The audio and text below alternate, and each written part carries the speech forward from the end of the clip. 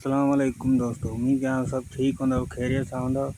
जीअं त मुमताज़ अली लाशारी जो ही ज़बरदस्त एल्बम ऐं तमामु घणो फेमस एल्बम आहे ऐं हिन में कलाम आहे साईं ॾाढो थी न ॾेखार तूं क्यास ख़ुदि में धार तूं।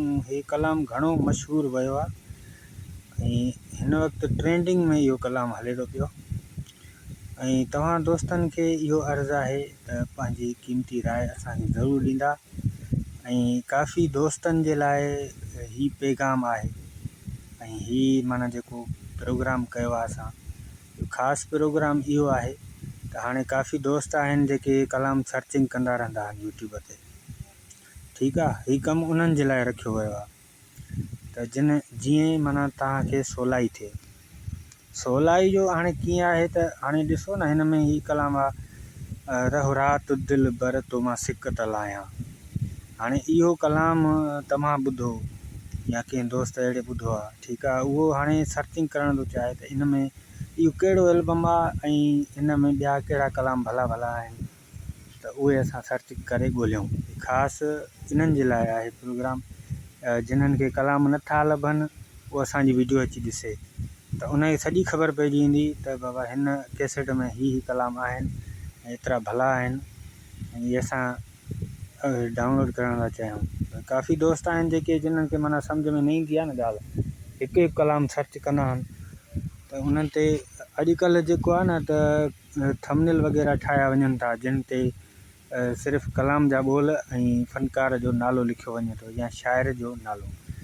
एल्बम या वॉल्यूम वग़ैरह कुझु बि नथो लिखियो वञे तो अॻिले खे मतिलबु परेशानी आहे त हाणे ॻोल्हे कीअं त उहो एल्बम।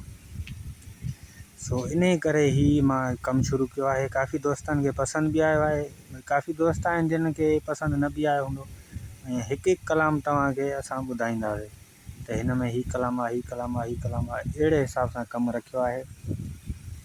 ठीकु आहे दोस्तो, त हाणे शुरू था कयूं। त पहिरियों कलाम आहे हिन जो के त घड़ियूं गॾगार प्यारा, के त घड़ियूं गॾगार। हाणे इहो कलाम तव्हां ॿुधो ई हूंदो, उस्ताद बुखारी जी शाइरी आहे, तमामु बहितरीनु आहे। ऐं उनखां पोइ आहे इरशाद चांडी जो कलाम आहे ओ रहो राति दिलि बर तो मां सिक त लाहियां, ओ भला पोइ भूरल पंहिंजा भाग भायां। रहो राति दिलि बर तो मां सिक त लाहियां, कलाम बहितरीनु आहे, तव्हां ॿुधो हूंदो। ऐं उनखां पोइ आहे तमामु घणो मशहूरु आहे फ़क़ीर अली गौहर जी शाइरी। कलाम जा ॿोल आहिनि ॾाढो थी न ॾेखार तूं क्यास ख़ुदि में धार तूं, माण्हूअ खे त न मार तूं, माण्हू प्यारो अथई त अलाह खे। हाणे इहो कलाम इन ई एल्बम में आहे। ऐं उनखां पोइ आहे हे कलाम आहे सॼण खे सुहिणो सिंगार करे।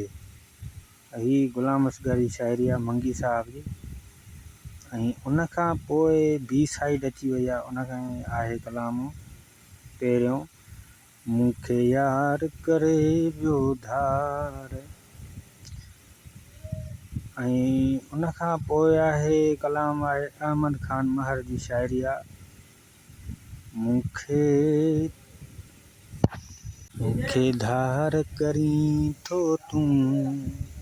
उनखां पोइ कलाम आहे ॾाहो थी मुंहिंजा मिठा। ऐं उनखां पोइ कलाम आहे असीं आहियूं मिठा तुंहिंजा। ऐं उनखां पोइ आख़िरी कलाम आहे, आख़िरी कलाम जा ॿोल आहिनि अॼु ॿुधी छॾ पोइ न ॿुध हिन पखीअ जूं ॿोलड़ियूं। जीअं त दोस्तो हीउ एल्बम कंप्लीट थी चुको आहे। जंहिं बि दोस्त खे वीडियो पसंदि आयो हुजे त लाइक करे छॾिजे, दोस्तनि पंहिंजनि ताईं शेयर करे त जीअं सभिनी खे आसानी थिए।